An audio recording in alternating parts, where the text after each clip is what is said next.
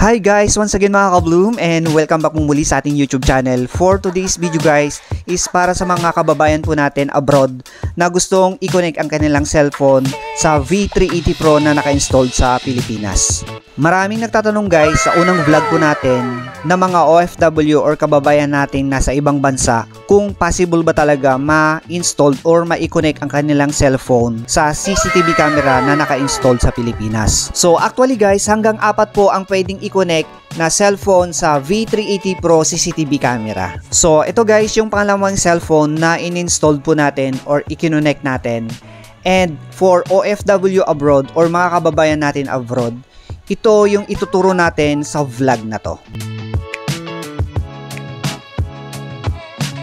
So guys, i-check muna natin itong dalawang cellphone na naka-installed. For a close-up look, i-check po natin kung responsive po or working po sila properly. Ito yung unang cellphone na naka-installed and ito yung pangalawang naka-installed na cellphone. So i-check natin, ina-navigate muna natin. So ito siya, responsive naman siya and working properly guys. So yun guys, mga kababayan natin nasa abroad, ito na at ituturo na natin. Gamit po ang inyong cellphone na connected sa internet, mag-download muna tayo sa Play Store ng V380 Pro na application.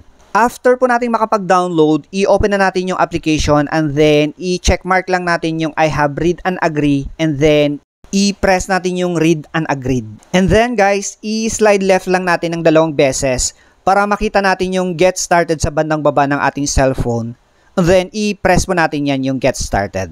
So dito guys, mga kababayan natin OFW abroad, ang recommended po na ipang-register or ipang-create account is yung Gmail address po natin or yung email ad po natin.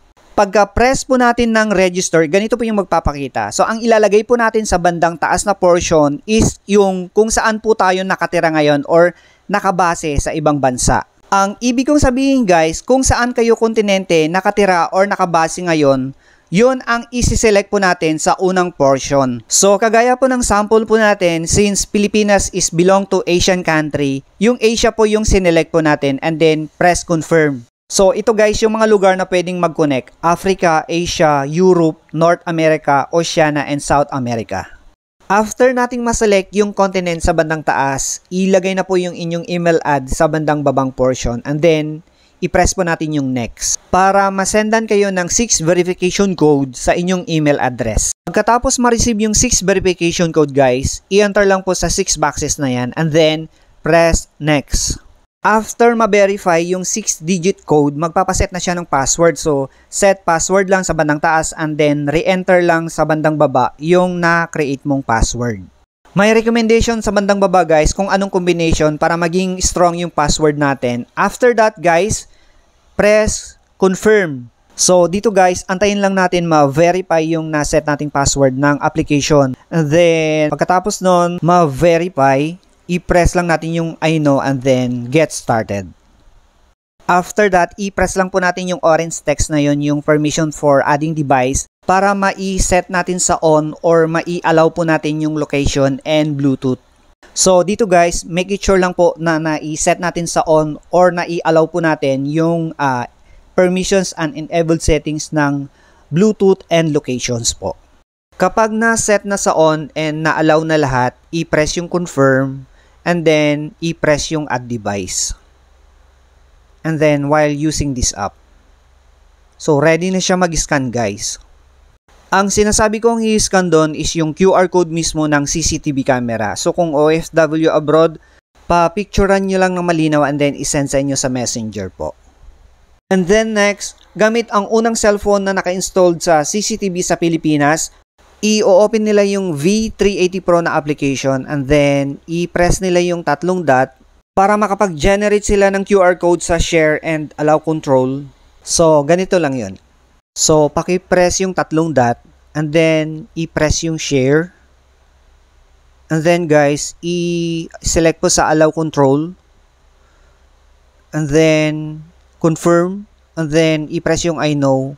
And then save. Yung na-generate na QR code na yan guys is masisave po sa gallery. So, ang gagawin po ng kamag-anak po natin dito sa Pilipinas is i-share po sa inyo via messenger para ma-scan nyo po ito. So ito guys, i-connect na po natin yung ating cellphone sa ating CCTV camera.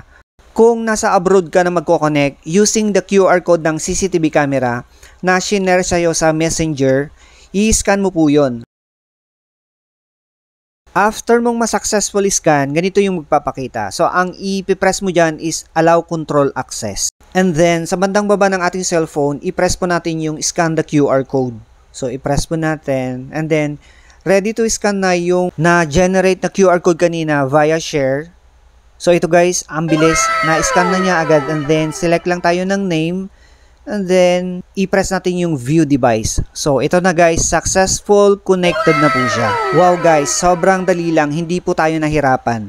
So, ulitin ko guys, itong tutorial vlog natin ngayon is para sa mga OFW abroad na gustong mag-connect ng kanilang cellphone sa CCTV camera dito sa Pilipinas. So, the same process din naman guys kung gusto mong mag-add ng cellphone dito sa Pilipinas. Actually guys, hindi lang 2, 3, kundi 4 ang pwedeng i-connect na devices or cellphone dito po sa V380 Pro na CCTV camera.